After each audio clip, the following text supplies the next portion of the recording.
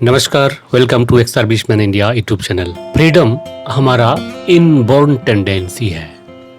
ये केवल human beings का ही नहीं है। इस धरती में जो प्राणी कुल है सबके लिए पहली पसंद है फ्रीडम। हमारा टॉप मोस्ट प्रायोरिटी रहता है फ्रीडम, चाहे वो फिनेंशियल फ्रीडम हो, लीगल फ्रीडम हो, एडमिनिस्ट्रेटिव फ्रीडम हो या डेली लाइफ का जो डे टू डे अक्यूरेंस है, इसका हर कदम में फ्रीडम हमें चाहिए।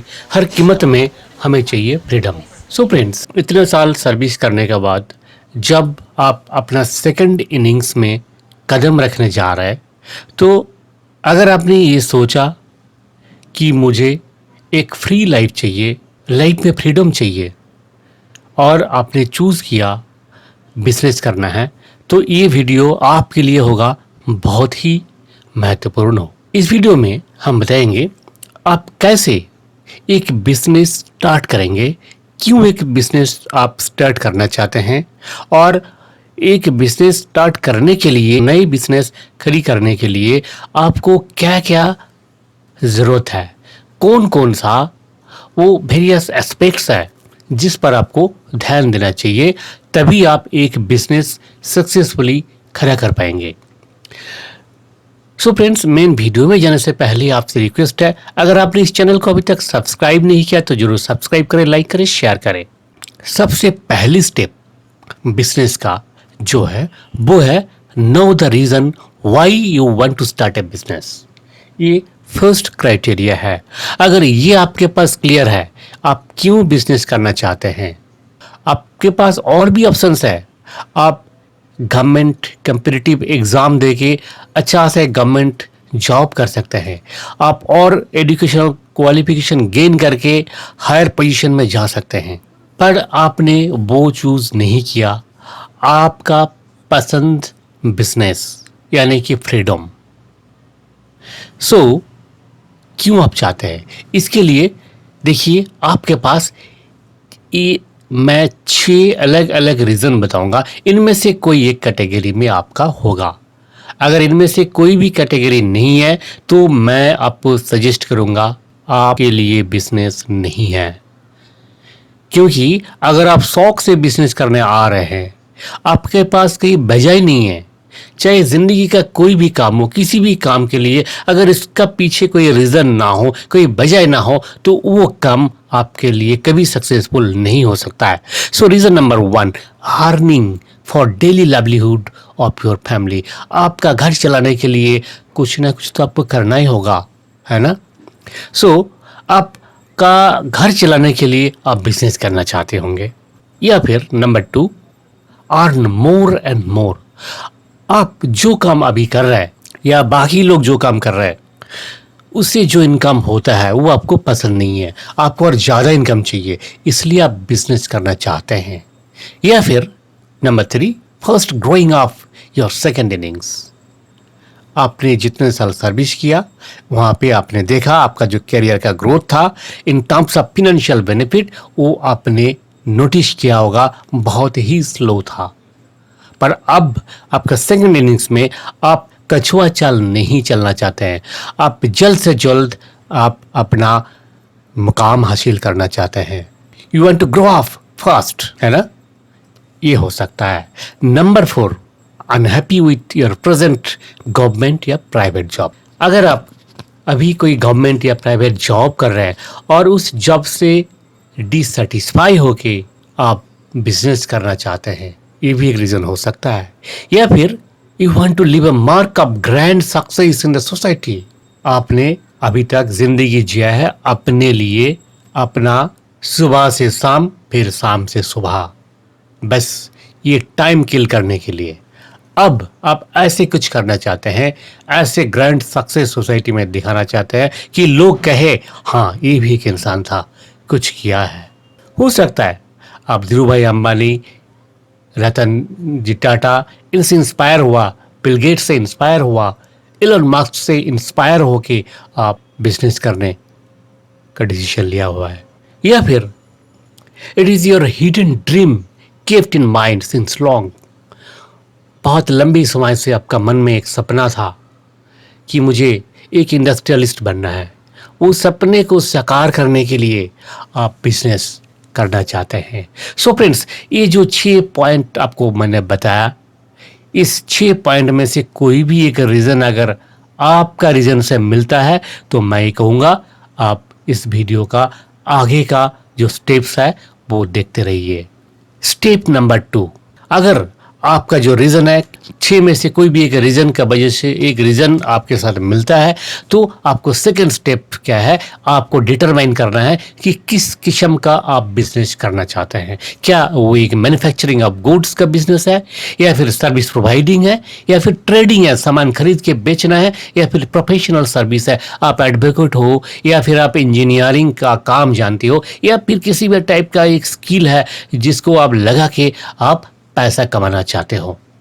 और number 5, other kind of business innovation, कोई नई चीज आपने सोचा होगा, कोई नई चीज आपने देखा होगा कहीं जो आप साकार करना चाहते हैं।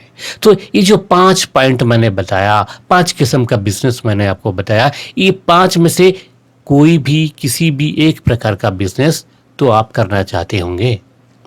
अगर आपने डिसाइड किया इनमें से कोई एक बिजनेस करेंगे तो फिर स्टेप नंबर 3, अब क्या करना है आपको, analysis of ecosystem of your proposed business after market सर्वे। अब आपको जिस काइंड ऑफ बिजनेस आप करना चाहते हैं उसका रिलेटेड आपको मार्केट सर्वे करना है, और मार्केट सर्वे करके आप एक सर्वे रिपोर्ट बनाइए। उस रिपोर्ट में ये सारी चीजें होना चाहिए। Number 1, supply of raw materials and essential element. इस बिजनेस का जो एसेंशियल एलिमेंट है, यानी कि मेन जो चीजें हैं, जो रॉ मटेरियल्स है, वो आपको कहाँ से मिलेगा, कैसे मिलेगा, और उस रॉ मटेरियल्स आपको कब तक कंटिन्यू मिलता रहेगा, फ्यूचर में कोई क्राइसिस आ सकता है या नहीं, इस रॉ मटेरियल कभी महंगा हो सकता है या सस्ता हो सकता है, इसका फ्यूचर क्या है, ये सारी चीज़ आपको एनालिसिस करना है। Number 2, processing unit. आप इस रॉ मटेरियल को प्रोसेस करेंगे ना, तभी तो आपका फाइनल गुड्स या सर्विसेज में कन्वर्शन होगा।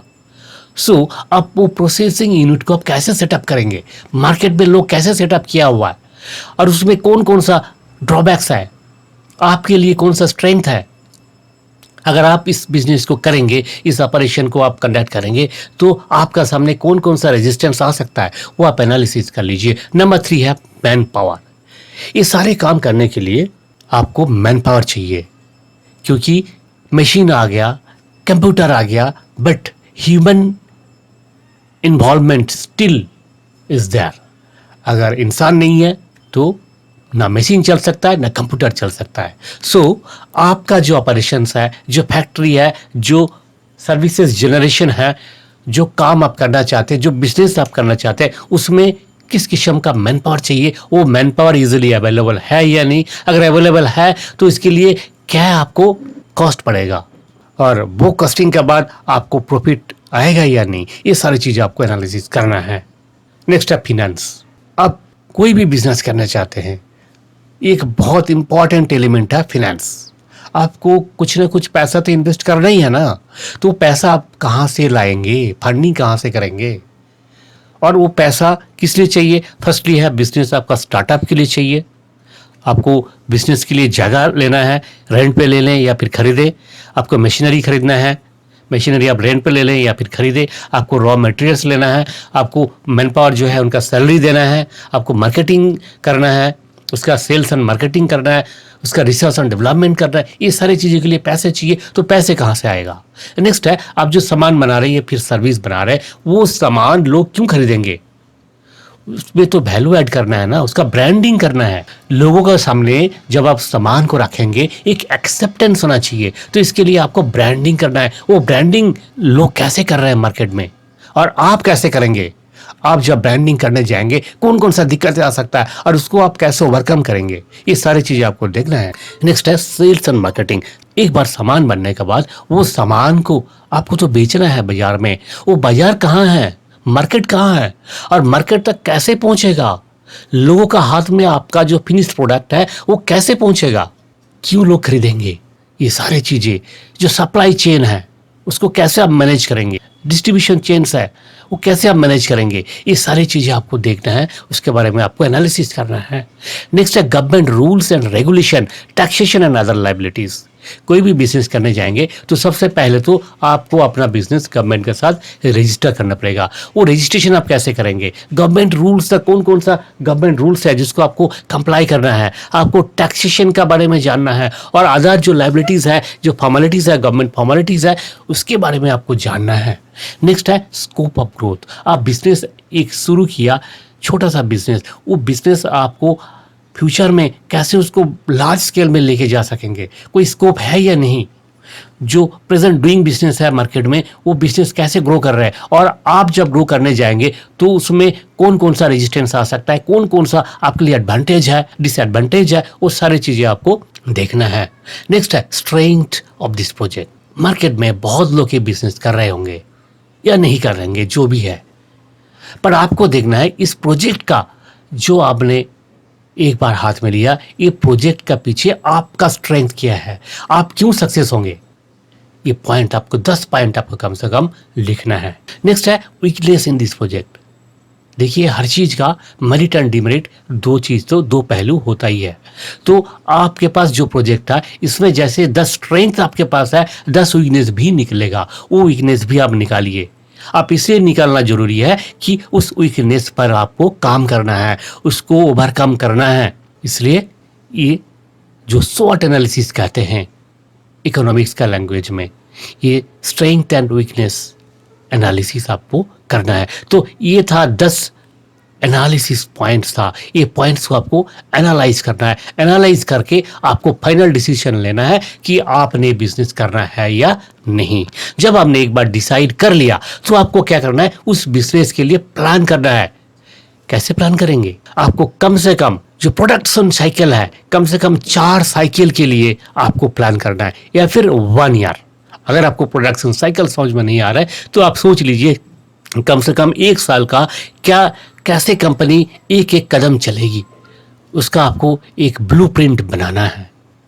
उस ब्लूप्रिंट में क्या क्या शामिल होना चाहिए, सबसे पहले तो रजिस्ट्रेशन, आपका जो बिजनेस है उस बिजनेस को रजिस्टर करना है, और बाकी भी जो डॉक्यूमेंटेशन, जो फॉर्मेलिटीज़ है, वो सारी चीज़ें करना है। वो आपको अगले वीडियो में हम डिस्कस करेंगे, कौन कौन सा वो प्रोसेस है, रजिस्ट्रेशन प्रोसेस है, और कौन कौन सा वो फॉर्मेलिटीज़ है। नेक्स्ट है फंडिंग।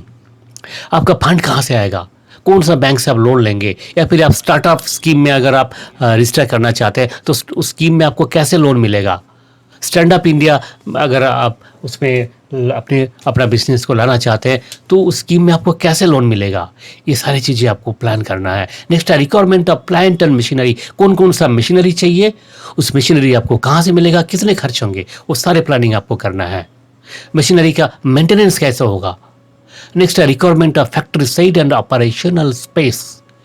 मशीनरी को आप अपना एम्प्लॉयज़ को कहाँ पे रखेंगे, ऑपरेशन कहाँ होगा, कौन सी जगह में होगा, वो जगह कैसे बनेगा, कैसे आप किराए पे लेंगे, अगर किराए पे ले लिया तो उसमें कौन कौन सा अदर चीज़ें आपको देखनी है। अगर नई चीज़, नई न्यू लैंड पे आप अगर अपना फैक्ट्री खड़ा कर रहे हैं तो वहाँ पे कैसे खड़ा होगा वो फैक्ट्री, ये सारी चीज़ें आपको देखना, प्लान करना है।